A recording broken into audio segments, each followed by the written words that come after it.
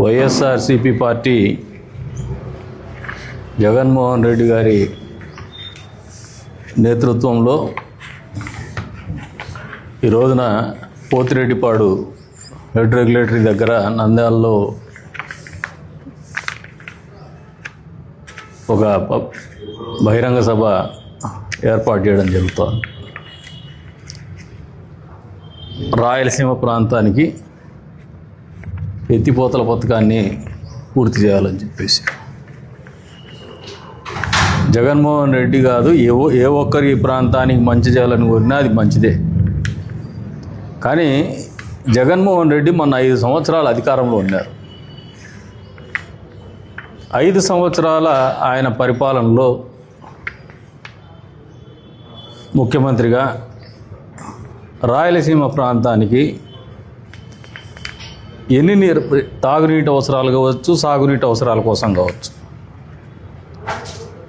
ఎంత డబ్బులు కేటాయించినారు, ఎన్ని ప్రాజెక్టులు తీసుకొచ్చినారు, ప్రజలకు సమాధానం చెప్పి ఈ కార్యక్రమం చేస్తే బాగుంటుంది. అంతేగాని అధికారం ఉన్నప్పుడు ఒక రకంగా, అధికారం పోతూనే మళ్ళీ ప్రజల్ని మోసం చేసి ప్రజలకు అబద్ధాలు చెప్పేసి రెచ్చగొట్టి తద్వారా రాజకీయ లబ్ధి పొందాలని అనుకునడం అనేది చాలా తప్పు. ఈ మాట ఎందుకు అంటాను అంటే 5 సంవత్సరాల కాలంలో మీరు ఖర్చు పెట్టిండేదంతా కేవలము 2,000 కోట్ల రూపాయలు మొత్తం మీద ఖర్చు పెట్టారు. దాంట్లో ఒక ప్రాజెక్టుకు 900 కోట్లు మట్టి మాత్రము తవ్వేసుకొని వాడేసుకున్నారు. మిగతాదంతా కలిసిన 1,100 కోట్లు. అదే చంద్రబాబు నాయుడు గారు రాయలసీమ ప్రాంతం కోసం 2014-19 ప్రాంతంలో ఆయన ముఖ్యమంత్రిగా కూటమి ప్రభుత్వం అధికారంలో ఉన్నప్పుడు ఖర్చు పెట్టిండేది 12,000 పైచిలుకు కోట్లు ఖర్చు పెట్టినారు. మళ్ళీ ఈ 19 నెలల కాలంలో ఈ ప్రాంతానికి 3,870 కోట్ల రూపాయలు హంద్రీనీవా ఖర్చు పెట్టేసి కుప్పం దాకా నీళ్ళు ఇస్తున్నారు. ఓవరాల్గా ఈ 19 నెలల కాలంలో మళ్ళీ 8,000 కోట్ల రూపాయలు ఖర్చు పెట్టారు. మరి జగన్మోహన్ రెడ్డికి, చంద్రబాబు నాయుడు గారికి ఎవరికి చిత్తశుద్ధి ఉంది రాయలసీమ ప్రాంత రైతాంగం పట్ల కావచ్చు, రాయలసీమ ప్రాంతం మీద కావచ్చు అనేది ఈ సంఖ్యలే తెలియజెప్తారు. మీరేదో రేవంత్ రెడ్డి గారితో లోపాయకార ఒప్పందం అని మాట్లాడుతున్నారు. అసలు రాయలసీమ ప్రాంతానికి అన్యాయం జరిగింది మీరు కేసీఆర్ మాట్లాడుకున్నప్పుడు కేసీఆర్కు కట్టుబడి మీరు చేసినటువంటి సంతకాలు కాదా? మీ సొంత జిల్లాలో అన్నమయ్య ప్రాజెక్టులో గేట్లు కొట్టకపోతే కనీసం పట్టించుకున్న పాపాన పోయినారు 5 సంవత్సరాల్లో అధికారంలో ముఖ్యమంత్రిగా ఉండి.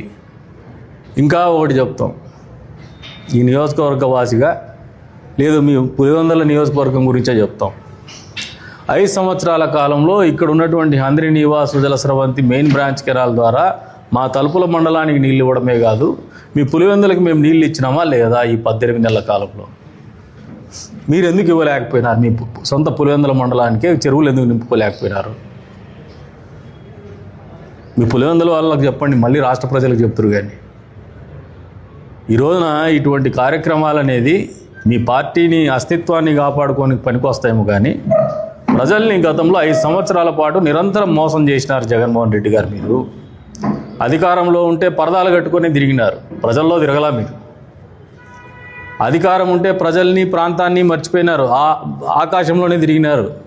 వరదలు వస్తే కూడా హెలికాప్టర్లోనే తిరిగినారు. మీరు అన్నమయ్య గేట్లు కొట్టకపోతే కూడా పట్టించుకున్నటువంటి పాపాలను పోలే మీ సొంత జిల్లాలో. మరి ఈరోజు మళ్ళీ ప్రజలకు మంచి చేస్తాను, లేదంటే రాయలసీమ ప్రాంతానికి మంచి చేస్తాను, రాయలసీమ ప్రాంతంకు అన్యాయం జరుగుతుందని నినదిస్తానని చెప్పేసి మాట్లాడుతున్నారు. నినదించడానికి వాస్తవానికి ఉన్నటువంటి వ్యత్యాసం స్పష్టంగా చెప్తాం. మీరు నినదించేది ఎప్పుడంటే ప్రతిపక్షంలో ఉన్నప్పుడు, వాస్తవం ఏమంటే మీరు అధికారంలో ఉంటే అస్సలు పట్టించుకోరు. అదే నినదించేది ఎప్పుడు చంద్రబాబు నాయుడు గారు అంటే మీరు అధికారంలో ఉన్నప్పుడు మీరు డబ్బు ఖర్చు పెట్టలేదని నినదించినారు. సాగునీటి ప్రాజెక్టుల మీద కదిరికి కూడా ఒక ప్రోగ్రాం వచ్చినారు.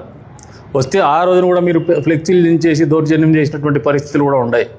ఈ రోజున అధికారంలోకి వచ్చినాక వాస్తవ రూపం ఏమంటే 19 నెలల కాలంలో 40 టీఎంసీల నీళ్లను డ్రా చేసి కుప్పం వరకు నీళ్ళు ఇచ్చినాం. ఇది ఒక రికార్డ్. ఇంతవరకు హంద్రీనీవాలో ఈ ప్రాంతంలో 40 టీఎంసీ వాటర్ డ్రా చేయడం అనేది ఒక రికార్డ్.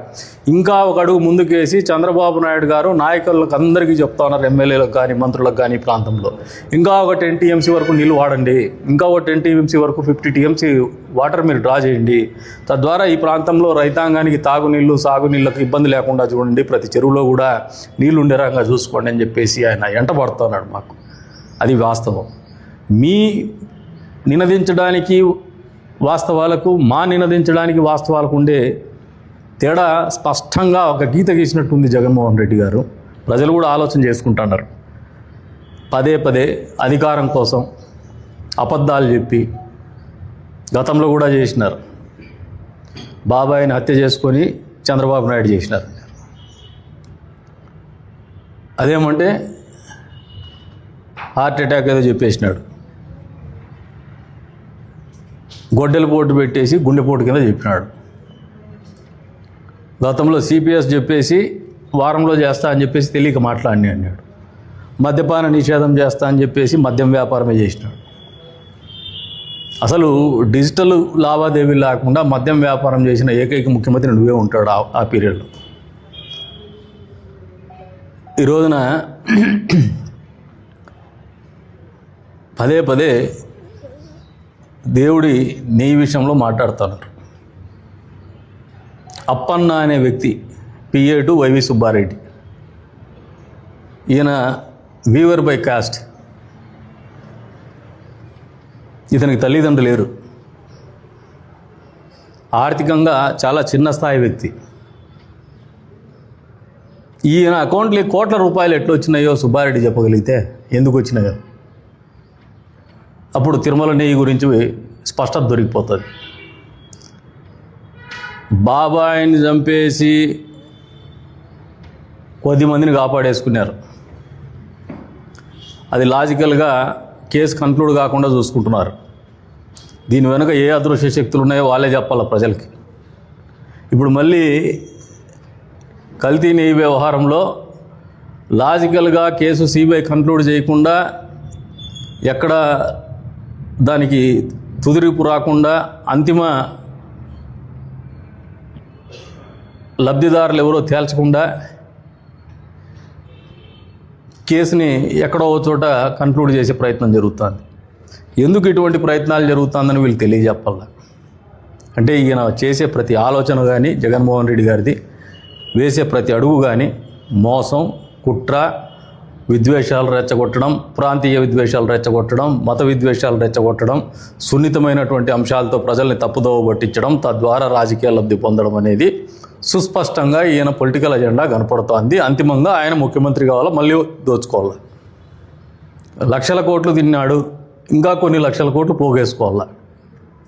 తద్వారా ఆయనకు ఎదురు తిరిగే వాళ్ళు పదే పదే చెప్తున్నాడు, మళ్ళీ మాకు అవకాశం వస్తే మీ పరిస్థితి ఎట్లుంటుందో చూసుకొని బెదిరిస్తాడు.